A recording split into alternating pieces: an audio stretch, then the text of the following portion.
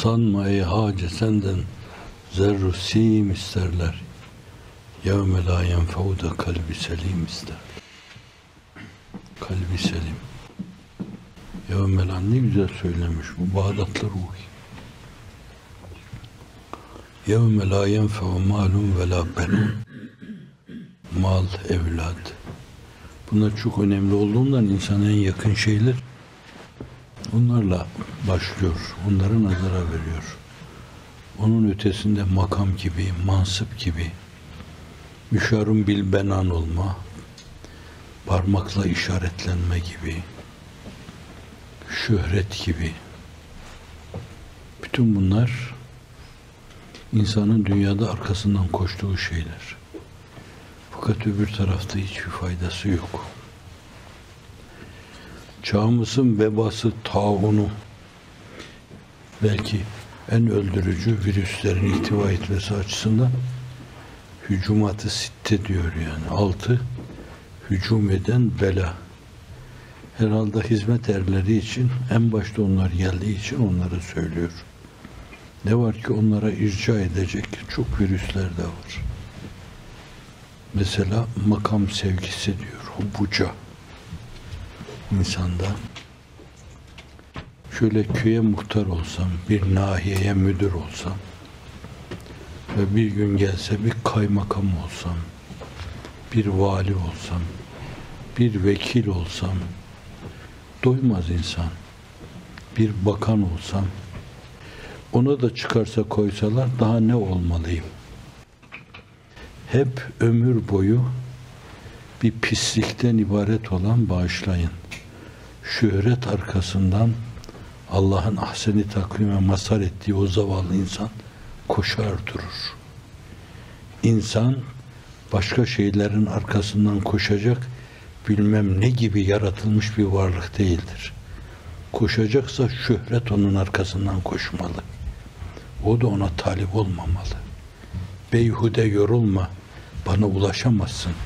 Ben senden bir cırıt atı gibi kaçıyorum demeli. Şöhret, hayır, geleceğim, yakalayacağım. Senin merkubun olacağım, seni sırtıma alacağım. Sen bana lazım değilsin demeli. İster dünyevi mal ve imkanlar açısından, isterse makam açısından bunu hubbucaha irca edebilirsiniz. Bunlar öldürücü virüslerdir. İnsan şunun bunun arkasından koşacak kadar zelil bir varlık değildir. Arkadan koşanlar neye tekabül ettiğini siz biliyorsunuz. Benim nezaketim müsaade etmediği için telaffuz etmiyorum. İnsan her şeyi arkasından koşturacak kadar aziz yaratılmış bir varlıktır. Cennet bile benim arkamdan koşmalı. Ben onun arkasından koşmamalıyım. Ben bir tek şeyin arkasından koşarım. Rabbim ve onun rızası demeli. Ondan sonra her şey senin arkandan koşar. Evet. Bu açıdan zannediyorum insanın o aziz konumuna göre davranması biraz bu mevzuda istinasına bağlı. Kalemiyle, yazısıyla, ihraz ettiği makamlarıyla, elde ettiği imkanlarıyla öyle bir şey peşinden koşma yerine onun arkasından koşma bir şey bana hatırlattı.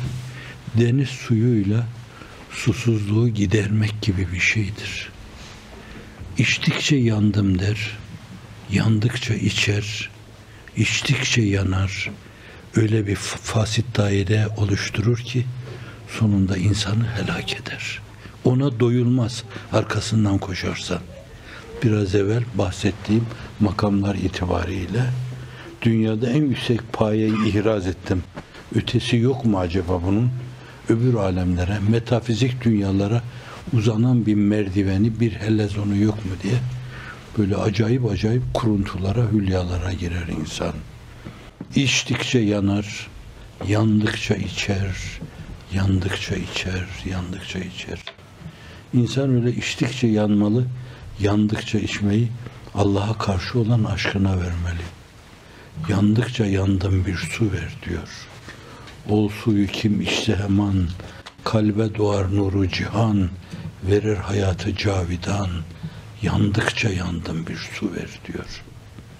Bak şu gedanın haline, bend olmuş zülfün teline, parmağı aşkın balına, bandıkça bandım bir su ver. Parmağı aşkın balına, bandıkça bandım bir su ver. İnsan onun yolcusu olmalı, öbürünün arkasına düşmemeli. Şöhret aynı riyadır ve kalbi öldüren zehirli bir baldır. Şayet o kayaya saplanırsan inna lillahi ve inna ileyhi raciun de kurtulmaya çalış. Zaten o kayanın bağrına düşen ölmüş demektir. Şöhretin maktulleri bir yönüyle dünyada yaşasalar da kalpleri ölmüş, mezarı müteharrik, talihsizlerdir. Şöhretin katlettiği insanlar, devairi devlette olan insanlar, edebiyat aleminde olan insanlar, entelektüel alanda olan insanlar, şöhretin kılıcıyla maktul ise bunlar, hayatta gibi görünseler bile bunlar talihsiz, hareket eden birer mezardan ibarettirler. Bir yönüyle ölmüş demektir o insan. Yeniden bir de dönüp onu bırakmalı, esasen Allah'a kul olmayı en büyük paya bilmeli, ona rücu etmeli. Bir yönüyle ölmüş sayılır o insan.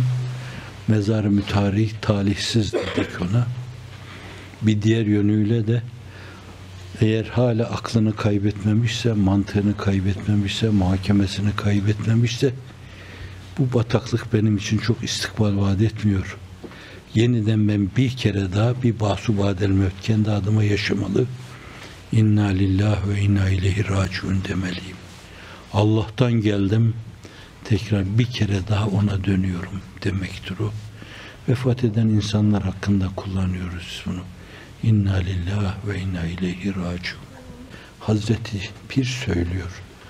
Şöhret aynı riyadır ve kalbi öldüren zehirli bir baldır diyor. Evet. Onunla alakalı daha güzel sözleri de var. Onu ben elde etmeliyim dememeli insan. Arkandan koşarsa irdemeli. Gelmesinden rahatsızlık duymalı. Ne diye hep arkamdan koşturup duruyorsun? Bana kendini kabul ettiremezsin demeli. Elinin tersiyle itmeli. يَوْمَ لَا يَنْفَعُ مَالٌ وَلَا بَنُونَ İlla men atallaha bi kalbin selim. Öbür alemde kıymeti harbiyesi olan şeylerin arkasına düşmeli. Allah rızası demeli.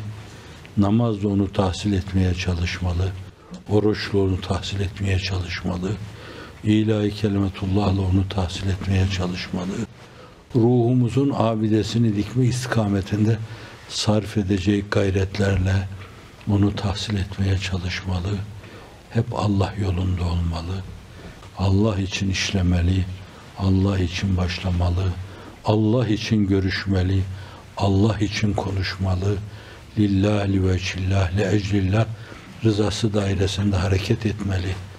Ömrün saniyelerinin seneler hükmüne geçmesi ancak bu yolla olur.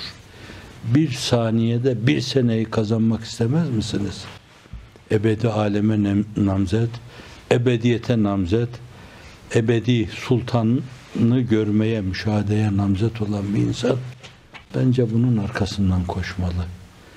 Zerreyi küre yapmaya bakmalı, damlayı derya yapmaya bakmalı. Hiç ender, hiç olduğu halde bence her şeye talip olmalı. Bu da ancak Allah'ın rızasına talip olunmakla elde edilir. Olmaz gibi değildir. Hak tecelli eyleyince her işi asan eder. Halk eder esbabını bir lahzada ihsan eder. Onun dilediği olmayan hiçbir şey yoktur. O dilesin de bir şey dilensin, olmayacağım desin. Mümkün değildir. Bu açıdan da olmasını istediğiniz her şeyi ondan bekleyin. Beklediğini Allah'tan bekleyen hiçbir zaman mahrum olmamıştır.